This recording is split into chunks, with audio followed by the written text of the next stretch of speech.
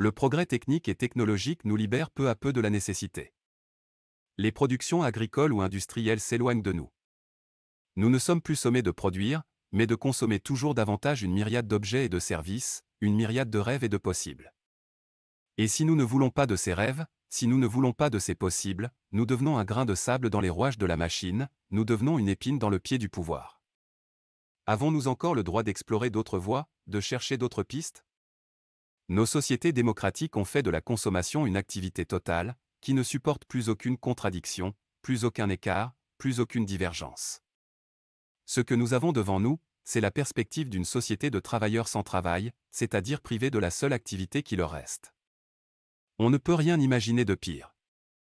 Une humanité totalement libérée des entraves de l'effort et du labeur serait libre de consommer le monde entier et de reproduire chaque jour tout ce qu'elle voudrait consommer. Combien d'objets apparaîtraient et disparaîtraient à la journée, à l'heure, dans le processus vital d'une pareille société?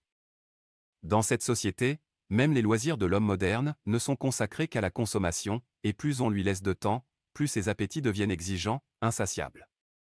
Ces appétits peuvent devenir plus raffinés, de sorte que la consommation ne se borne plus aux nécessités mais se concentre sur le superflu. Cela ne change pas le caractère de cette société, mais implique la menace qu'éventuellement aucun objet du monde ne sera à l'abri de la consommation, de l'anéantissement du monde par consommation. Comment pouvons-nous accepter l'anéantissement du monde par la consommation? C'est peut-être l'absence de « visage », au sens d'Emmanuel Levinas, qui permet de tolérer cet anéantissement. Voir le visage de celui qui produit, voir le visage de celui qui fabrique, soumis à notre volonté totale de consommation, ce serait prendre le risque de mettre fin au désir de consommation. Ce serait prendre le risque de toucher du doigt une réalité, notre mode de vie est intenable.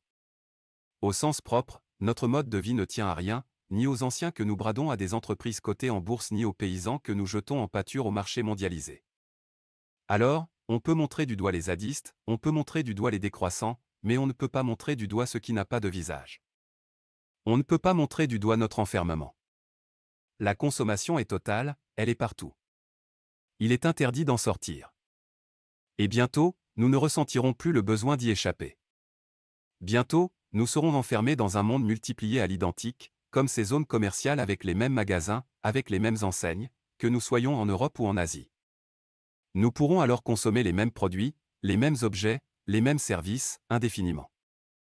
Nous serons comme ces bourgeois dans le film L'Ange exterminateur, de Louise Buñuel. Enfermés dans une prison sans mur ni barreaux, tout semblera aller bien, tout semblera normal, jusqu'au moment de partir, jusqu'au moment de sortir. Quand nous éprouverons une douleur et une perte que nous ne connaissions pas, quand nous n'en pourrons plus d'anéantir le monde par la consommation, nous essayerons de trouver une porte de sortie. Pour la trouver, nous aurons besoin de la sensation de la pluie sur notre peau, nous aurons besoin de l'odeur des foins et de l'herbe fauchée. Nous aurons besoin d'un visage qui nous interpelle.